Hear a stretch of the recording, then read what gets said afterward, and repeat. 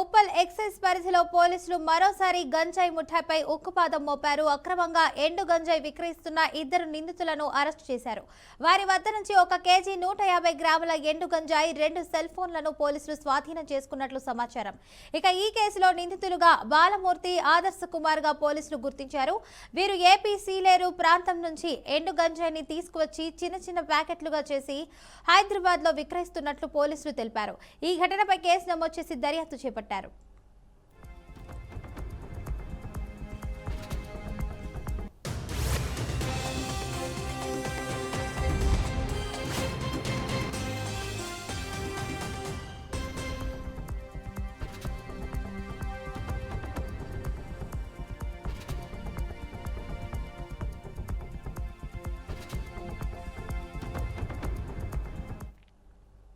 Hyderabad Uppal excise పరిధిలో పోలీసులు మరోసారి గంజాయి ముఠాపై ఉక్కుపాదం మోపారు.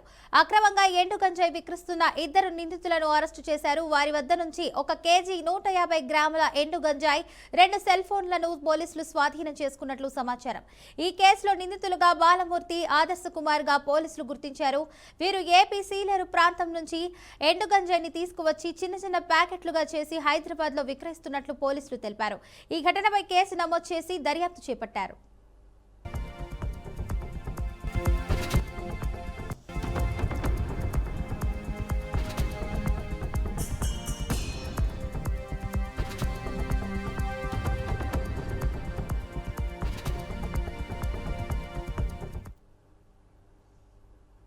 వికారాబాద్ జిల్లా కోటిపల్లి గ్రామంలో నూతన సర్పంచ్ భర్తపై జరిగిన దాడిని బీఆర్ఎస్ నాయకులు ఖండించారు. దాడి చేసిన వారిని మాత్రమే కాకుండా దాని వెనుక ఎవరు ఉన్నా సరే వదిలిపెట్టే ప్రసక్తి లేదని మాజీ ఎమ్మెల్యే పైలట్ రోహిత్ రెడ్డి అన్నారు. కాంగ్రెస్ నాయకుల కార్యకలాపాలను పింక్ బుక్ లో నమోదు చేసుకున్నామని మాజీ ఎమ్మెల్యే డాక్టర్ మోతుకు ఆనంద్ హెచ్చరించారు. కోటిపల్లి దాడిపై విచారణ జరిపి ప్రభుత్వం బాధ్యులపై కఠిన చర్యలు తీసుకోవాలని డిమాండ్ చేశారు. కాంగ్రెస్ నాయకుల అతి ఉత్సాహం పనికిరాదని మండిపడ్డారు. మరి ఈ దాడి జరిగిందని చెప్పి కోట్పల్లిలో వికారాబాద్ జిల్లాలో కాంగ్రెస్ పార్టీ అధికారంలోకి వచ్చిన తర్వాత ఏమేమి అరాచకాలు జరుగుతున్నాయి అనేటటువంటిది ఒక్కొక్కటి పూసగుచ్చినట్టు సోదరుడు రోహిత్ రెడ్డి గారు నేను ఎస్పీ గారికి వివరించడం జరిగింది. ఉదాహరణలతో సహా, కేసులతో సహా, ఏ మండల్లో ఏం జరుగుతుంది, ఏ పోలీస్ ఆఫీసర్ ఏం చేస్తుండ్రు, ఏ విధంగా ఉంది అని చెప్పి ఒక్కొక్క మండలానికి సంబంధించినటువంటి విషయాలన్నీ కూడా ఎస్పీ గారి దృష్టికి తీసుకుపోవడం జరిగింది. ఆమె మాకు హామీ ఇచ్చింది, ఖచ్చితంగా మేము ఎంక్వైరీ చేపిస్తాం, ఏ పోలీస్ ఆఫీసర్ చేసినా కానీ శాఖాపరమైనటువంటి యాక్షన్ ఖచ్చితంగా తీసుకుంటామని చెప్పి ఎస్పీ గారు తెలియజేసింది. వికారాబాద్ వైకుంఠ ఏకాదశి సందర్భంగా హిమాయత్ నగర్లోని టీటీడీ వెంకటేశ్వర స్వామి ఆలయానికి భక్తులు పెద్ద సంఖ్యలో తరలివచ్చారు. తెల్లవారుజాము నుంచి ఆలయ పరిసరాలు భక్తులతో కిటకిటలాడాయి. వైకుంఠ ద్వార దర్శనానికి విశేష ప్రాధాన్యం ఉండటంతో ఉత్తర ప్రవేశ ద్వారం వద్ద భక్తుల రద్దీ అధికంగా కనిపించింది. వేద మంత్రాలు, స్వామివారి నామస్మరణాలు ఆలయ ప్రాంగణాన్ని ఆధ్యాత్మిక వాతావరణంతో నింపాయి.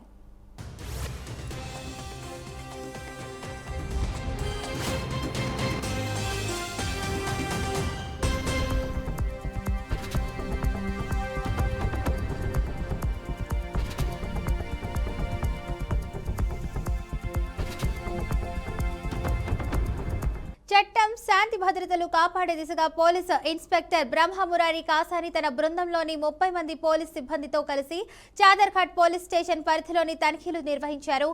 ఆజంపురా, వాహిద్ నగర్, ఓల్డ్ మలక్పేట, కమల్ నగర్, మూసానగర్ ఇక ప్రాంతాల్లో హోటళ్లపై దాడులు చేశారు. సీనియర్ అధికారుల ఆదేశాలతో నిర్వహించిన ఈ తనిఖీల్లో నిషేధిత వస్తువులు, సరైన పత్రాలు లేని వాహనాలను, ఆయుధాలు, అనుమానాస్పద వ్యక్తులను గుర్తించామని ఇన్స్పెక్టర్ బ్రహ్మమురారి కాసాని తెలిపారు.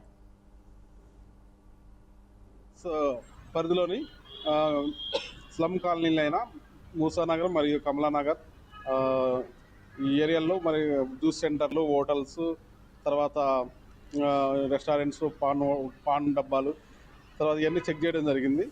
పబ్లిక్ సేఫ్టీలో భాగంగా ఈ రౌడీ షీటర్స్ని సస్పెక్ట్లను కూడా ఈ కాలనీలో ఉన్న వాళ్ళని చెక్ చేసి వాళ్ళని వార్నింగ్ చేయడం జరిగింది. ఫర్దర్గా ఎలాంటి క్రైమ్స్లో కానీ ఇన్వాల్వ్ కావద్దని చెప్పి వార్నింగ్ ఇవ్వడం జరిగింది. ఇది పబ్లిక్ సేఫ్టీలో భాగంగా చేస్తున్న ఏరియా డామినేషన్ ప్రోగ్రామ్. దీంట్లో భాగంగా ఎవరన్నా ఏదన్నా నేరం చేసినట్లయితే, ఏదన్నా తప్పు చేసినట్లయితే నియమాల్ని ఉల్లంఘించి పరిధిని దాటి హోటల్స్ నడిపినా, తర్వాత టిఫిన్ సెంటర్స్ నడిపినా, జ్యూస్ సెంటర్స్ కానీ ఏమైనా నడిపినా కఠినమైన చర్యలు తీసుకోవడం జరుగుతుంది. ఇదంతా మన హైదరాబాద్ సిటీ సేఫ్గా ఉండాలనే ఉద్దేశంతో పై అధికారుల ఆదేశాల మేరకు చేయడం జరిగింది. ఉమ్మడి శ్రీకాకుళం జిల్లా రాజాం మండలం రాజయ్యపేట గ్రామంలో 2 కుటుంబాల మధ్య ఘర్షణ చోటు చేసుకుంది. ఇంటి ముందు కళ్లాపు జల్లుతున్న సమయంలో పక్కింటికి నీరు వెళ్లడంపై మొదలైన వివాదం కర్రల దాడికి దారితీసింది. ఈ ఘటనలో 3 వ్యక్తులు తీవ్రంగా గాయపడ్డారు. సమాచారం అందుకున్న పోలీసులు ఘటనా స్థలానికి చేరుకొని గాయపడిన వారిని రాజాం ప్రాంతీయ ఆసుపత్రికి తరలించినట్లు సమాచారం. ఇక ఈ ఘటనపై కేసు నమోదు చేసిన పోలీసులు దర్యాప్తు ప్రారంభించారు.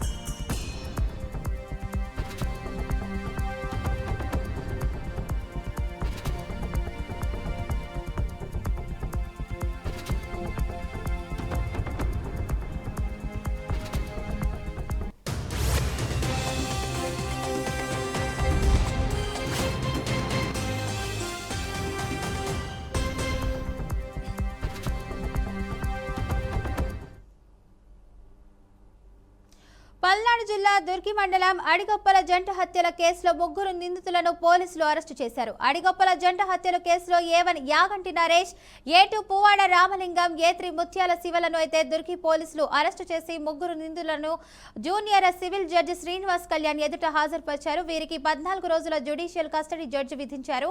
అనంతరం పోలీసులు నిందితులను గురజాల సబ్ జైలుకు తరలించారు.